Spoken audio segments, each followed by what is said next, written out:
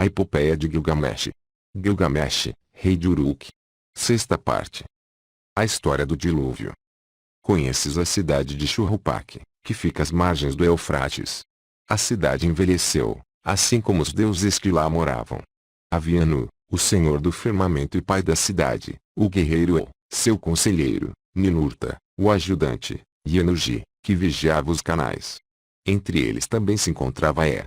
Naqueles dias a terra fervilhava, os homens multiplicavam-se e o mundo bramia como um touro selvagem. Este tumulto despertou o grande Deus. Enlil ouviu o alvoroço e disse aos deuses reunidos em conselho: o alvoroço dos humanos é intolerável, e o sono já não é mais possível por causa da balbúrdia. Os deuses então concordaram em exterminar a raça humana. Foi o que Enlil fez, mas por causa de sua promessa, me avisou num sonho. Ele denunciou a intenção dos deuses sussurrando para minha casa de Kono, casa de Kono, casa de Kono. Parede, ó, parede da casa de Kono, escuta e reflete. Ó, homem de Shuruppak, filho de Ubaratutu, põe abaixo tua casa e constrói um barco. Abandona tuas posses e busca a tua vida preservar, despreza os bens materiais e busca a tua alma salvar. Põe abaixo tua casa, eu te digo, e constrói um barco. Eis as medidas da embarcação que deveras construir, que a boca extrema da nave tenha o mesmo tamanho que seu comprimento, que seu convés seja coberto, tal como a abóbada celeste cobre o abismo. Leva então para o barco a semente de todas as criaturas vivas. Quando compreendi, eu disse ao meu Senhor: sereis testemunha de que honrarei e executarei aquilo que me ordenais, mas como explicarei às pessoas, à cidade, aos patriarcas? Ea então abriu a boca e falou a mim: seu servo, dize-lhes isto: eu soube que Enlil está furioso comigo e já não ouso mais caminhar por seu território ou viver em sua cidade. Partirei em direção ao Golfo para morar com o meu Senhor Mas sobre vós ele fará chover a abundância, a colheita farta, os peixes raros e as ariscas aves selvagens. À noite, o cavaleiro da tempestade vos trará uma torrente de trigo. Ao primeiro brilho da alvorada, toda a minha família se reuniu ao meu redor. As crianças trouxeram o piche e os homens todo o resto necessário. No quinto dia eu aprontei a quilha, montei a ossatura da embarcação e então instalei o tabuado. O barco tinha 1 acre de área e cada lado do convés media 120 côvados, formando um quadrado. Construí abaixo mais 6 convéses, num total de 7, e dividi cada um em 9 compartimentos, colocando tabiques entre eles. Finquei cunhas onde elas eram necessárias. Providenciei as zingas e armazenei suprimentos. Os carregadores trouxeram o óleo em cestas. Eu joguei piche, asfalto e óleo na fornalha.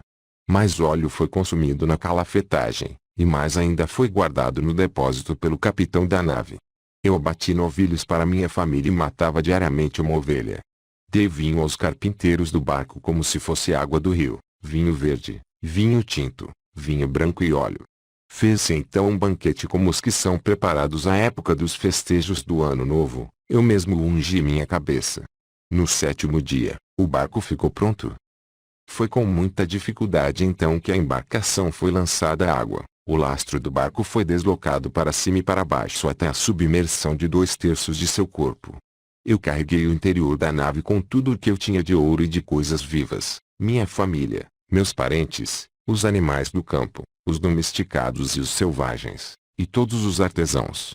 Eu os coloquei a bordo, pois o prazo dado por Shamash havia se esgotado, e ele disse: esta noite, quando o cavaleiro da tempestade enviar a chuva destruidora, entra no barco e te fecha lá dentro. Era chegada a hora. Caiu a noite e o cavaleiro da tempestade mandou a chuva. Tudo estava pronto, a vedação e a calafetagem. Eu então passei o timão para Puzura-Muri, o timoneiro, deixando todo o barco e a navegação sob seus cuidados. Ao primeiro brilho da alvorada chegou do horizonte uma nuvem negra, que era conduzida por Haddad, o senhor da tempestade. Os trovões retumbavam de seu interior, e, na frente, por sobre as colinas e planícies, avançavam Shulat e Anish, os arautos da tempestade.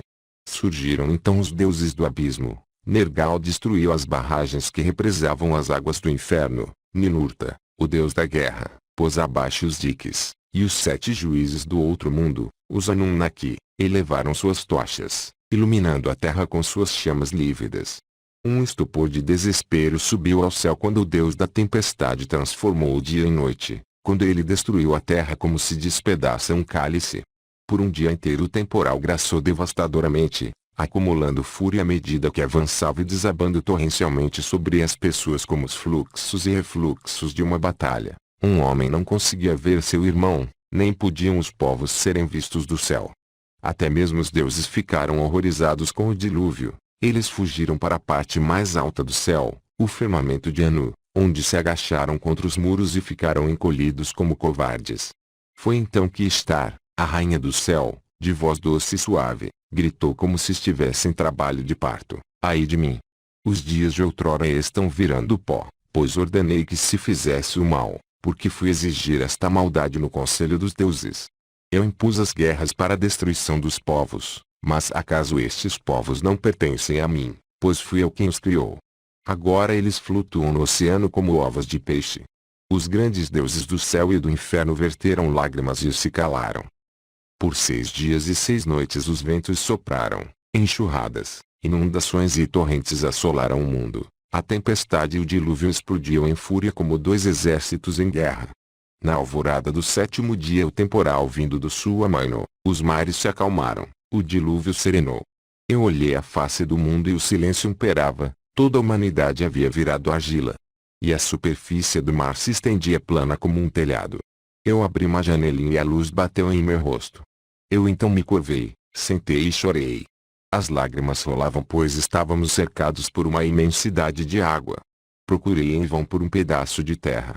A 14 léguas de distância, porém, surgiu uma montanha, e ali o barco encalhou.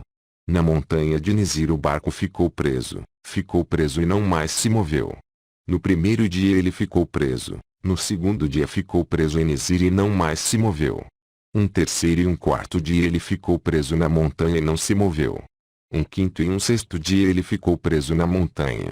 Na alvorada do 7º dia eu soltei uma pomba e deixei que se fosse. Ela voou para longe, mas, não encontrando um lugar para pousar, retornou. Então soltei uma andorinha, que voou para longe, mas, não encontrando um lugar para pousar, retornou. Então soltei um corvo. A ave viu que as águas haviam abaixado, ela comeu, voou de um lado para outro, grasnou e não mais voltou para o barco. Eu então abri todas as portas e janelas, expondo a nave aos 4 ventos.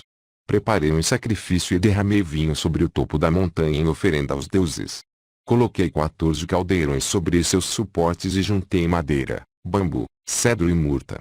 Quando os deuses sentiram o doce cheiro que dali emanava, eles se juntaram como moscas sobre o sacrifício.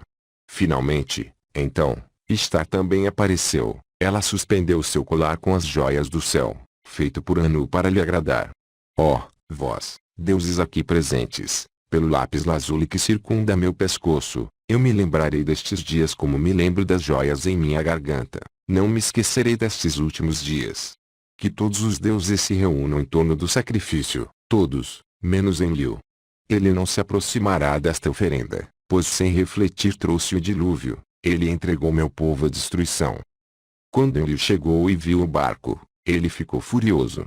Enlil se encheu de cólera contra o exército de deuses do céu. Alguns destes mortais escaparam.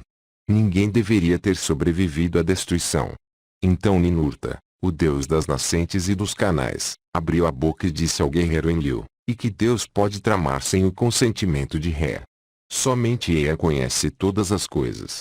Então Ea abriu a boca e falou para o guerreiro Enlil, herói Enlil, o mais sábio dos deuses, como pudeste tão insensatamente provocar este dilúvio? Inflige ao pecador o seu pecado. Inflige ao transgressor a sua transgressão. Pune-o levemente quando ele escapar. Não exageres no castigo ou ele sucumbirá. Antes um leão houvesse devastado a raça humana, em vez do dilúvio. Antes um lobo houvesse devastado a raça humana, em vez do dilúvio. Antes a fome houvesse assolado o mundo, em vez do dilúvio. Antes a peste houvesse assolado o mundo, em vez do dilúvio. Não fui eu quem revelou o segredo dos deuses, o sábio soube dele através de um sonho. Agora reuni-vos em conselho e decidi sobre o que fazer com ele. Enlil então subiu no barco, pegou a mim e a minha mulher pela mão e nos fez entrar no barco e ajoelhar, um de cada lado, com ele no meio. E tocou nossas testas para abençoar-nos, dizendo: no passado, Utnapishtim era um homem mortal, doravante ele e sua mulher viverão longe, na foz dos rios.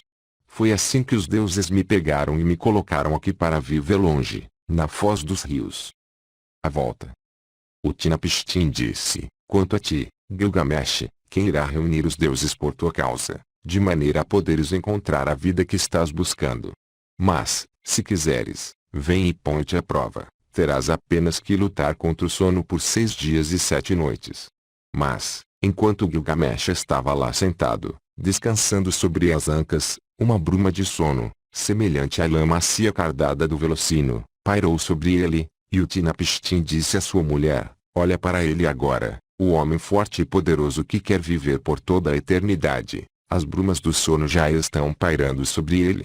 Sua mulher replicou: toca no homem para acordá-lo, para que possa retornar em paz ao seu país, voltando pelo portão pelo qual entrou. Utnapishtim disse à sua mulher: todos os homens são impostores, até a ti ele tentará enganar, por isso, põe-te a assar pães, cada dia um, e coloca-os ao lado de sua cabeça, e marca na parede o número de dias que ele dormiu. Ela então se pôs a assar os pães, cada dia um, e a colocá-los ao lado da cabeça de Gilgamesh, marcando na parede o número de dias que ele vinha dormindo. Chegou o dia em que o primeiro pão estava duro, o segundo parecia couro, o terceiro se encharcara, o bolor se formara na crosta do quarto, o quinto havia mofado, o sexto estava fresco e o sétimo ainda estava sobre as brasas. Utnapishtim então tocou em Gilgamesh e ele acordou. Gilgamesh disse a Utnapishtim, o longínquo: eu mal havia começado a dormir quando tocaste em mim e me acordaste. Mas Utnapishtim disse: conta estes pães e vê quantos dias dormiste, pois o primeiro está duro, o segundo parece couro, o terceiro está encharcado, a crosta do quarto está embolorada, o quinto está mofado, o sexto está fresco e o sétimo ainda se encontrava sobre as brasas incandescentes quando toquei em ti e te acordei. Gilgamesh disse: que farei, Utnapishtim, para onde irei? O ladrão da noite já se apoderou do meu corpo, a morte habita o meu espaço, encontro a morte onde quer que pouse meus pés. Utnapishtim falou então a Ursanabi, o barqueiro: pobre de ti, Ursanabi, de agora em diante este porto de abrigo te odeia, ele não mais te acolherá, nem tampouco terás permissão para atravessar estas águas. Vai, agora, banido destas margens. Mas este homem, a quem conduziste, trazendo-o aqui, cujo corpo está coberto de imundície e cujos membros perderam sua graça e encanto, tendo sido deteriorados pelo uso de peles de animais, levo para se banhar. Ele então lavará seus cabelos na água, deixando-os limpos como a neve, jogará fora suas peles e deixará que as águas do oceano as levem para longe. A beleza de seu corpo será então revelada. A fita que ele usa na testa ficará como nova, e ele receberá roupas para cobrir sua nudez. Até que ele chegue à sua cidade de origem e até que complete sua jornada, estas roupas não darão sinal de uso e parecerão sempre novas. Assim, Ursanabi pegou Gilgamesh e levou-o para se banhar. Ele lavou seus cabelos, deixando-os limpos como a neve. Ele jogou fora suas peles, que foram levadas para longe pelo mar. A beleza de seu corpo foi revelada. A fita que usava na testa ficou como nova, e ele recebeu roupas para cobrir sua nudez, roupas que não dariam sinais de uso, mas pareceriam sempre novas até que ele chegasse à sua cidade de origem e sua jornada chegasse ao fim. Então Gilgamesh e Ursanabi colocaram o barco na água, embarcaram e se prepararam para partir, mas a mulher de Utnapishtim, o longínquo, disse ao marido: Gilgamesh chegou aqui exausto, está extenuado, o que darás a ele para levar de volta a seu país? Então Utnapishtim falou, e Gilgamesh tomou uma zinga em suas mãos e trouxe o barco de volta à margem. Gilgamesh, chegaste aqui exausto, e te extenuaste, o que darei a ti para levares de volta a teu país? Gilgamesh, eu te revelarei um segredo, é um mistério dos deuses que estou te revelando. Existe uma planta que cresce sob as águas, ela tem um espinho que espeta como de uma rosa. Ela vai ferir tuas mãos, mas, se conseguires pegá-la, terás então em teu poder aquilo que restaura ao homem sua juventude perdida.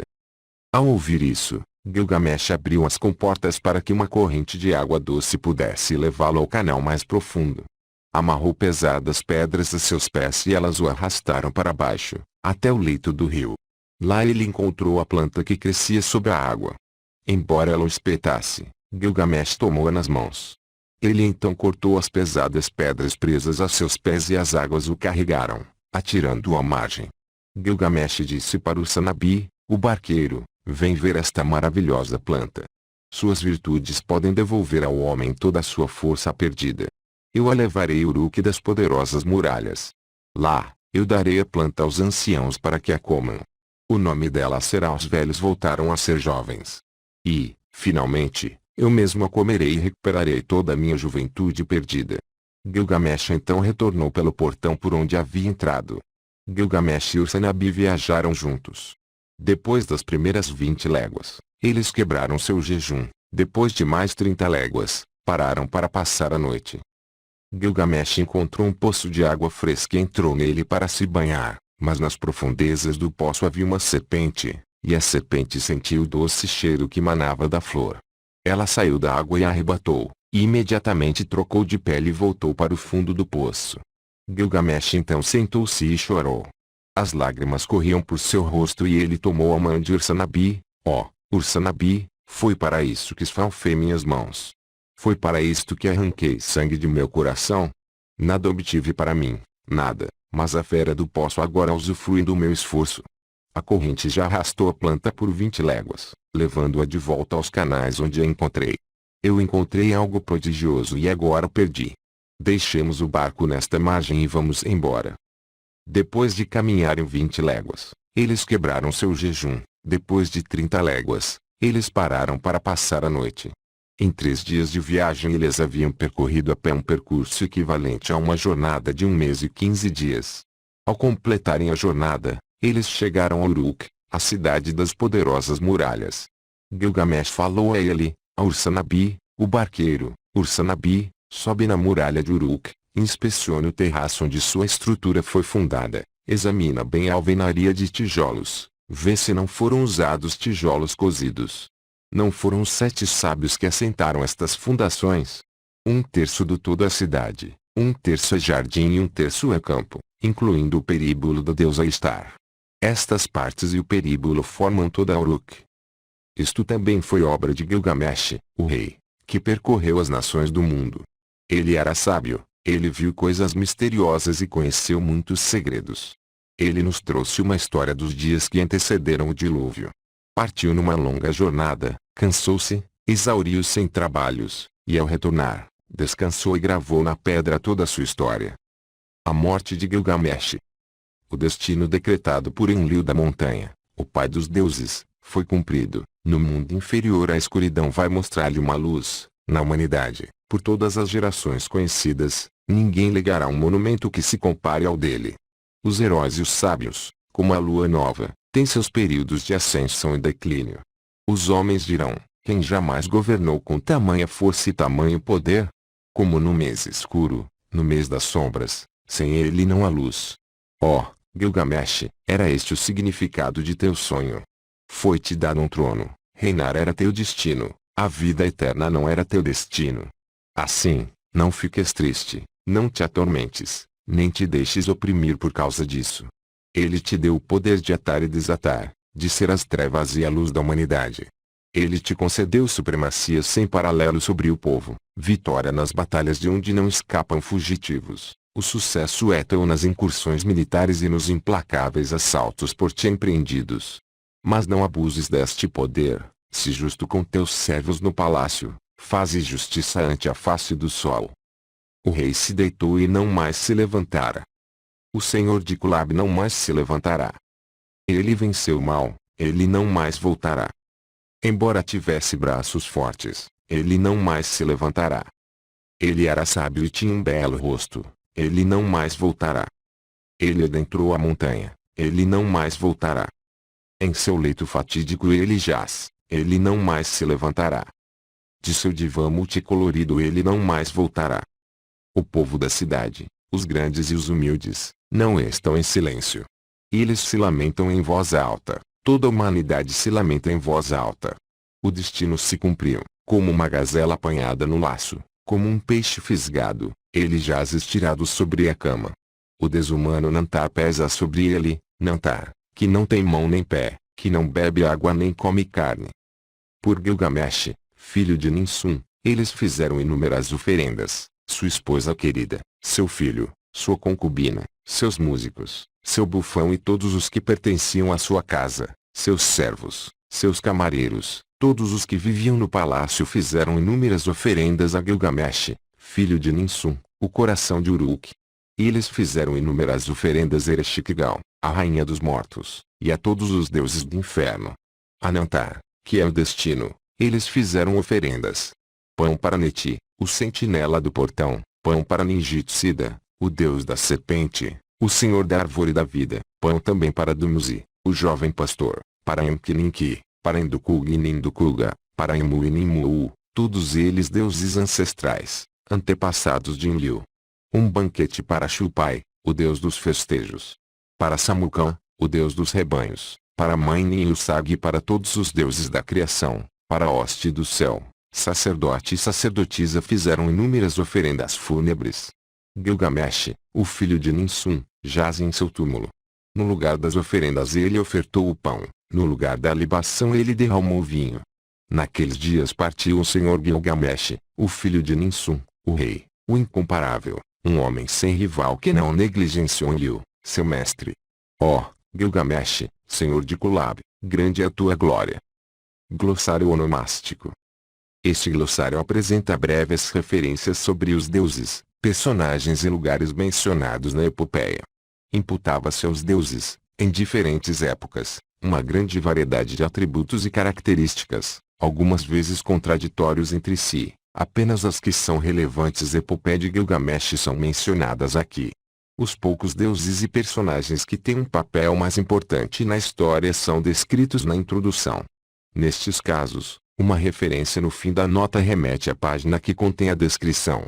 As remissões a outros verbetes do glossário são também indicadas. Haddad, deus do clima, da chuva e da tempestade.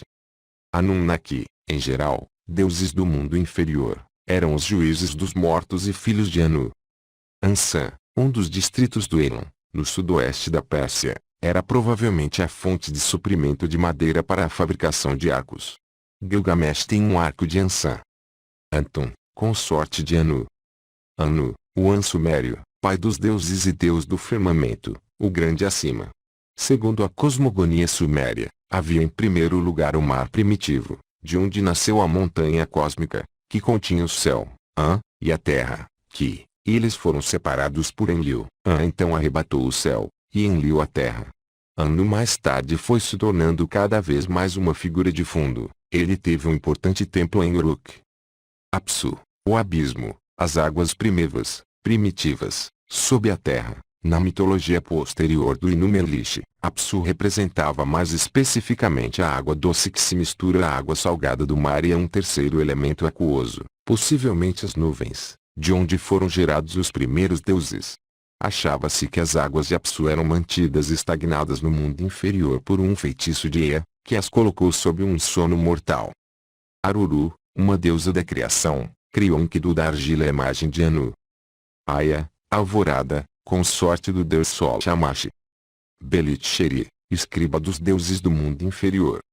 Dilmun, o paraíso sumério, talvez o Golfo Pérsico, algumas vezes descrito como o lugar onde nasce o sol e a terra dos vivos, o cenário de um mito sumério da criação, e o lugar para onde Ziusudra, o herói deificado da versão suméria do dilúvio, foi levado para viver eternamente. Dumuzi, a forma suméria de Tammuz, um deus da vegetação e da fertilidade, e por isso o deus do mundo inferior, também chamado de pastor e senhor dos oviários.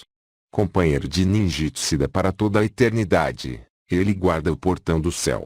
No texto sumério a linhagem de Inanna, ele é apresentado como o marido da deusa Inanna, a correspondente suméria de Estar. Segundo a lista dinástica suméria, Gilgamesh descendia de Dumuzi, um pastor. Ea, o Enki sumério, deus da água doce e da sabedoria, patrono das artes e um dos criadores da humanidade, em relação à qual ele geralmente demonstra boa vontade.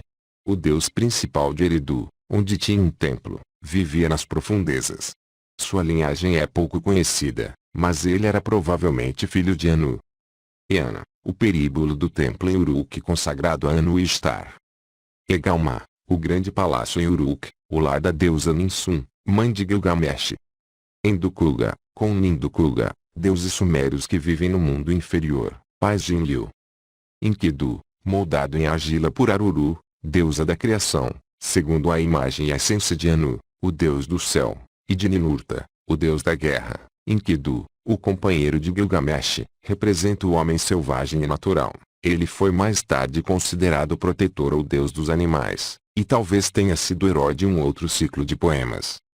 Enlil, deus da terra, do vento e do ar universal, essencialmente, espírito, o deus que executa as vontades e as funções de Anu. Segundo a cosmogonia suméria, ele nasceu da união de An, o céu, com Ki, a terra. Ele separou os dois e arrebatou a terra para si. Mais tarde, suplantou Anu como o deus principal. Era o deus da cidade de Nippur. Emu, Verendukuga. Enugi, deus da irrigação e inspetor dos canais. Enumelish, a epopeia semítica da criação que descreve a criação dos deuses, a derrota dos poderes do caos pelo jovem deus Marduk e a criação do homem a partir do sangue de Kingu, o guerreiro derrotado do caos. O título é tirado das primeiras palavras da epopeia quando lá no alto. Ereshkigal, a rainha do mundo inferior, deusa correspondente a Perséfone, antes, era provavelmente uma divindade celeste. Segundo a cosmogonia suméria, ela foi raptada para o mundo inferior após a separação do céu e da terra. Etana, lendário rei pós-diluviano de Kish, na epopeia que leva o seu nome, ele foi levado ao céu nas costas de uma águia.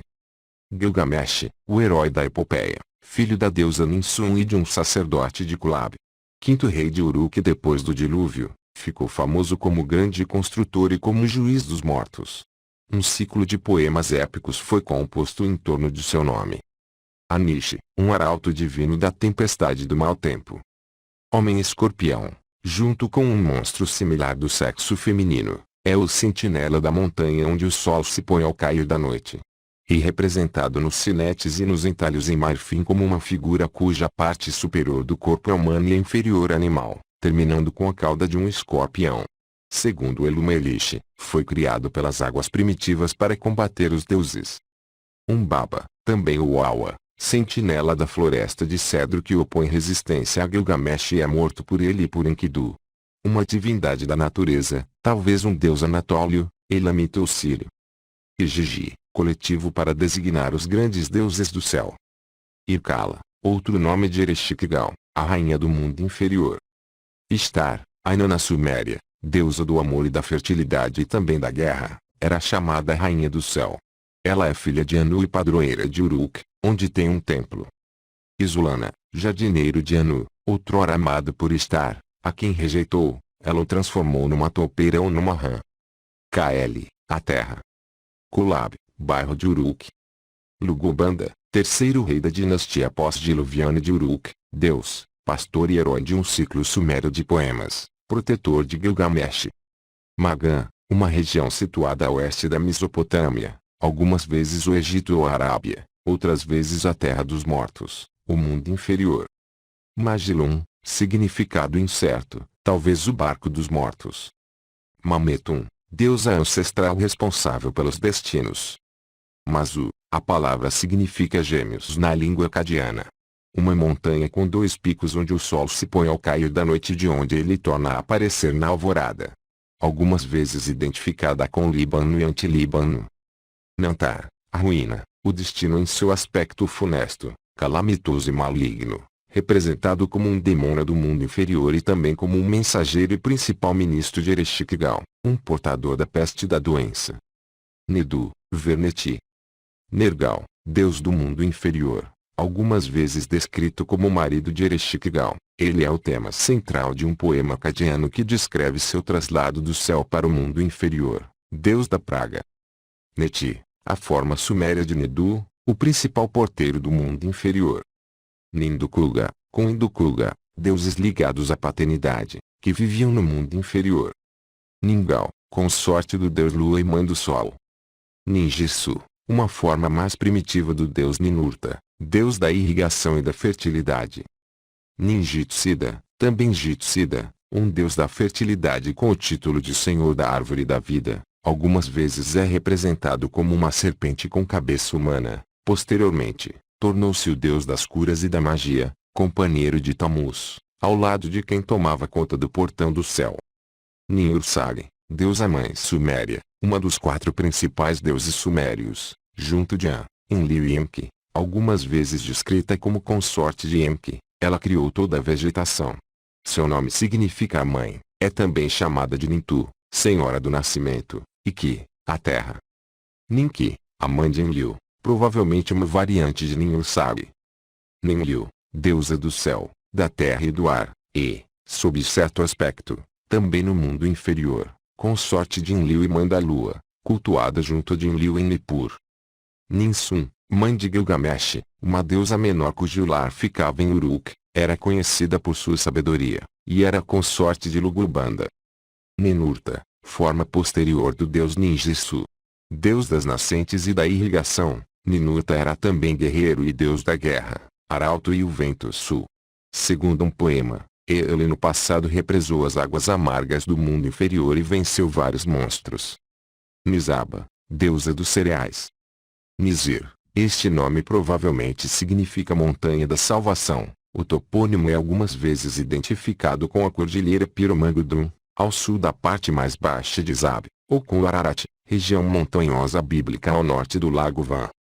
Pusurumurri, o timoneiro de Utnapishtim durante o dilúvio. Samucan, deus do gado. 7 sábios, os sábios que trouxeram a civilização às 7 cidades mais antigas da Mesopotâmia. Shamash, o Tum sumério, o solo, para os sumérios, ele era principalmente o juiz e o legislador, com alguns atributos ligados à fertilidade.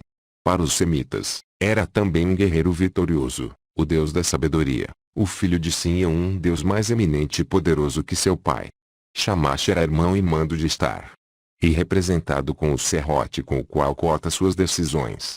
Nos poemas, o nome Shamash pode estar se referindo ao deus ou simplesmente ao sol. Shulat, um arauto divino das tempestades e do mau tempo. Shupai, divindade que presidia banquetes e festejos. Shuruppak, a moderna Fará, que fica a 29 quilômetros a noroeste de Uruk, uma das cidades mais antigas da Mesopotâmia e uma das 5 apontadas pelos sumérios como tendo existido antes do dilúvio. O lado herói da história do dilúvio. Siduri, entidade divina que preparava o vinho e a cerveja, ela vive à beira do mar, talvez no Mediterrâneo, no Jardim do Sol. Seu nome na língua iraniana significa mulher jovem. Siduri pode ser também uma forma variante da deusa Star. Silili, mãe do garanhão, talvez uma égua divina. Sim, o Nana sumério, a lua. A principal divindade astral suméria, pai de Utuzamash, o solo, e de Star. Era filho de Enlil e Ninlil. Seu principal templo ficava em Ur. Tammuz, o Dumuzi sumério, o deus moribundo da vegetação, pranteado por Star, em torno do qual foram compostos vários lamentos e ladainhas.